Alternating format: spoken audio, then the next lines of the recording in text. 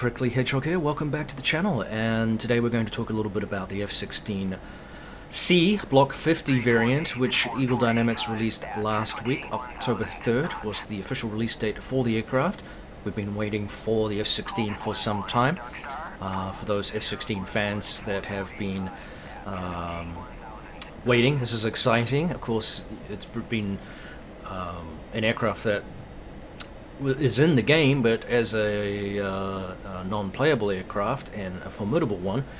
The F-16, obviously the backbone of the Air Force for many years, it is still an aircraft by which most others are measured against for dogfighting capabilities, and of course it is still an extremely formidable platform capable of multi-role functions, including primarily it was designed for air-to-air combat and particularly effective in dogfighting. I heard one British pilot describe it as small, fast and hard to see, and generally speaking could outperform the F-15 as long as you didn't make any mistakes. So very formidable aircraft, and as I said, one by which most other aircraft are measured in terms of dogfighting capability. So it's a nice injection into the game, so thank you Eagle Dynamics. Now, as part of its release, obviously it wasn't without controversy. The aircraft is a work in progress, and many people, many fans, many critics, if you like, upset that perhaps the aircraft was not, further along in its development or readiness before being injected into the game world. This is a reasonable criticism, I think. There is quite a few systems and functions that are not actually working right now, and I'll go through a list of those. This was from one of the community managers via the Eagle Dynamics forum pages, and we've got about 20 or so things that aren't currently working, and this is not a comprehensive list. There is some jargon in here which I won't get into, but we'll go through them here pretty quick.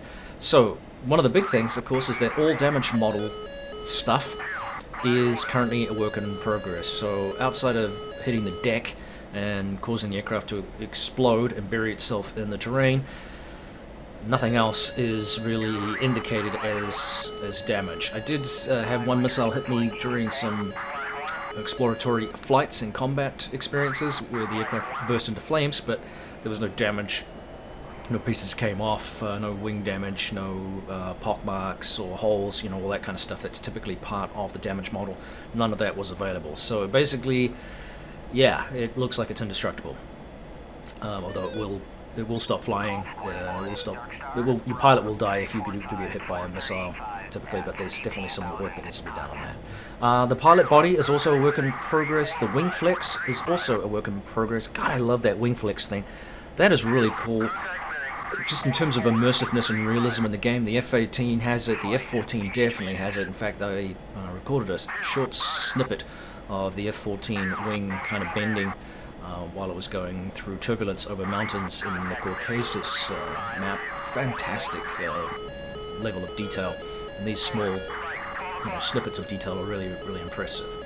But unfortunately, it's not in the F-16 right now. Hopefully that comes through shortly with predicted updates. The DEDs, the symbols are not affected by reflection. The seat shadows in the cockpit are not complete. The LAU-3 firing has issues after reload. The LERX vortexes only seen on air starts. Some stores alignment issues remain. Tanker can send the transfer complete in area even when the fuel isn't transferred. The onboard oxygen bit switch isn't clickable. The MPO check shows nothing. Depressible, reticle switch doesn't affect or doesn't show on the HUD. There's some MP sync issues that remain. The AOA bracket is bouncing around if you're under 60 knots on the taxiway. There's no animation on the engine inlet fans. The pilot body still shows on the cockpit after you eject. The equip hot caution light doesn't illuminate after AIR source selection is switched off. The AWACS declare is not available. The engine conn switch doesn't affect the nozzle position. Trying to eject with the seat unarmed. causes ejection as soon as the seat is armed, so be careful there. The HUD IA indicated airspeed delta is too big compared to the info bar. In certain cases, the afterburner flame overlaps the engine nozzle. The HUD velocity switch doesn't display the ground speed. The AR floodlight and other lights on the fuselage don't work. That's very disappointing, especially at night. The alt gear handle isn't clickable. The HUD brightness control switch is not functioning. It's also annoying at night. The emergency jettison and ground jettison is not functioning. The seat adjustment moves point of view, but not the model. Excuse me while I slurp morning coffee. The PNEU label is not displayed. I don't know what that is. The hook doesn't extend. The info bar shows the wrong flap value.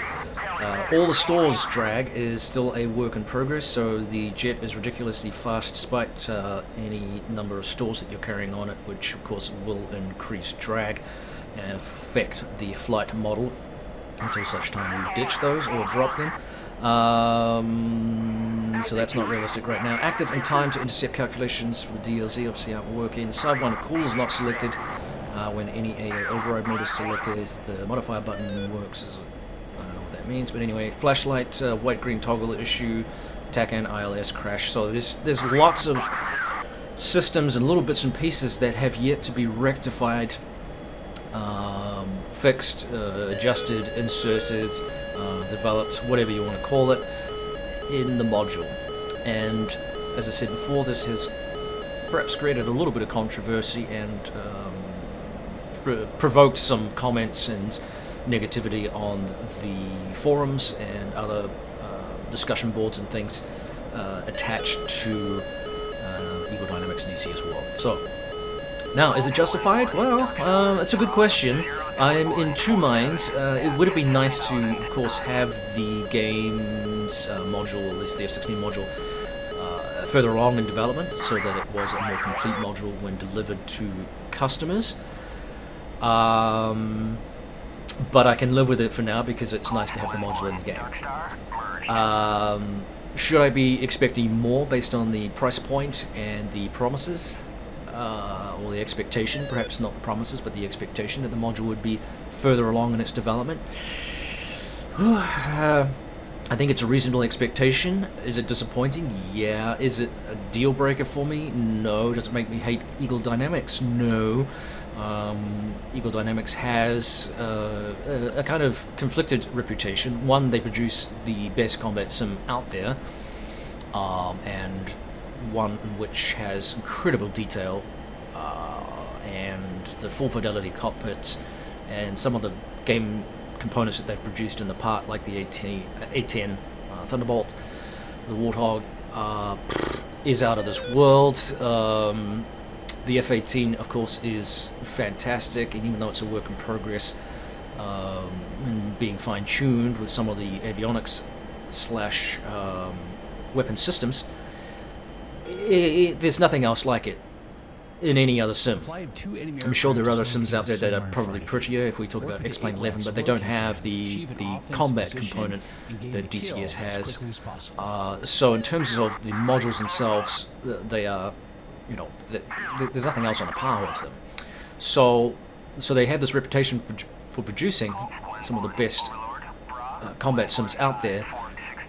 But they also have a reputation for taking a very, very long time to do so. Now, the caveat, of course, is that what they're producing is not only exceptionally good, but it's also extremely sophisticated. We're asking these developers to produce aircraft that come as close to the real thing as you can get in terms of the cockpit fidelity and mimic the avionics and weapon systems of the real thing. So we're talking very, very sophisticated modules on aircraft that cost millions of dollars to develop and produce, and years to produce.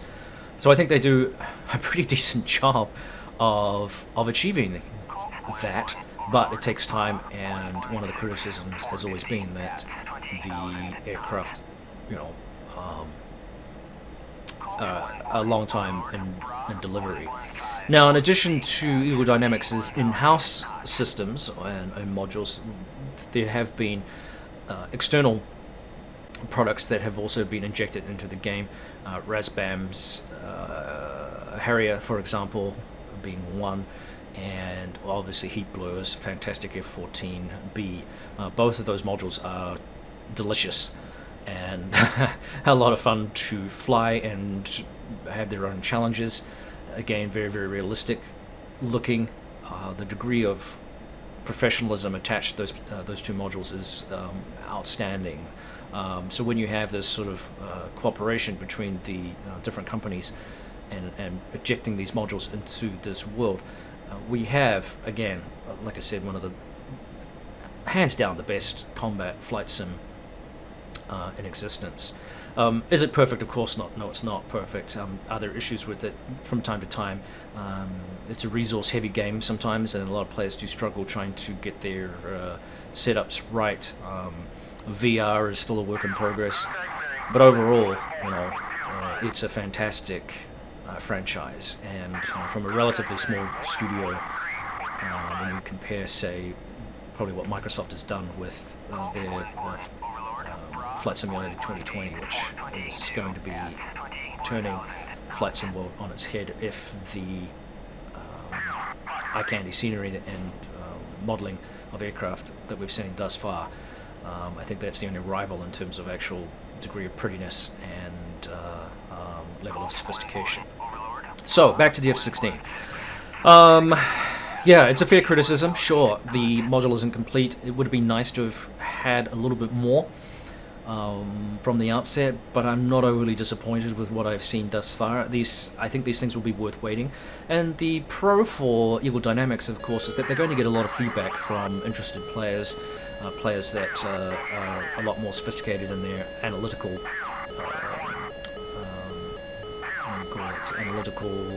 observations of the module itself and what perhaps needs to be done. These things are going to get directed back to Eagle Dynamics for investigation and tweaking, fixing, what have you. So it's not necessarily a bad thing. The only difficulty is that it just some of the polish, if you like, or some of the joy may have been cut off for some players. Of course, the big issue is well, okay, have I been betrayed? I was expecting more. I paid, let's say $60 for the module. Has this taken the tarnish, if you like, off the product? And I think that's probably a fair criticism. I was expecting a little bit more for it to be further along. And of course, they talked about having a lot of similarities between the two platforms, the F-18 and the F-16. That is, the aircraft they're a similar vintage. They have similar development, and some of the systems are very similar. So there was kind of an expectation, perhaps, they would be further along with it. Nevertheless, it's not quite there yet. It will be, and in the interim, we have a long-awaited aircraft in what is, as I said before, the best combat flight sim out there. So, yeah, I think that's enough waffle. I'll leave you to make your own opinions, and obviously there are a lot out there, and some people are angry, and some people are disappointed, and some people are happy. I saw one quip about how many F-16s there were one night on one of the servers for the multiplayer, which I haven't gotten into yet. I don't feel my confidence is up there just yet for that, but and it was all F-16s pretty much. So the hype is real, and the enthusiasm for the product is there. We just need to wait and see what the final product's going to look like, and the question is, how long is it going to take to get it complete? If the F-18 is anything to go by, it could be a while, but I'm hoping that's not the case. The indications are, and some of the statements made by Eagle Dynamics indicate that with the lessons that they've learned from the F-18, the development of the F-16, it shouldn't take them as long. They're not reinventing the wheel quite to the same degree that they were. So they've in fairness, they've taken on some pretty beefy projects, and they have delivered some pretty decent products. What I am waiting for, though, and this is where, for those of you familiar with Falcon 4 BMS or even Allied Force, Falcon 4 Allied Force, I really enjoyed that, played that a lot. One of the things I'm looking forward to is a full dynamic campaign in DCS, and that is lacking right now. A dynamic campaign is going to be a big contributor to, for single players particularly, but it would also be really cool to have a multiplayer function with that as well. We're also waiting for the Nimitz class aircraft carriers, which will simply blow all naval operations out of the water in terms of the level of immersion there. So I'm really looking forward to those things in the game, in addition to the completed modules. We'll have to wait and see for it to come through, but I think it'll be worth waiting for. In the interim, Eagle Dynamics has my support and has my money. So there you go. This video is not sponsored by Eagle Dynamics. Okay, this is just my thoughts and opinions. I just want to make that clear. In the interim, yeah, let's wait and see what happens. I'm going to be flying the F-16 a little bit more. See you guys around. Stay tuned for more on the channel. Talk to you guys later. Stay tuned. Take care.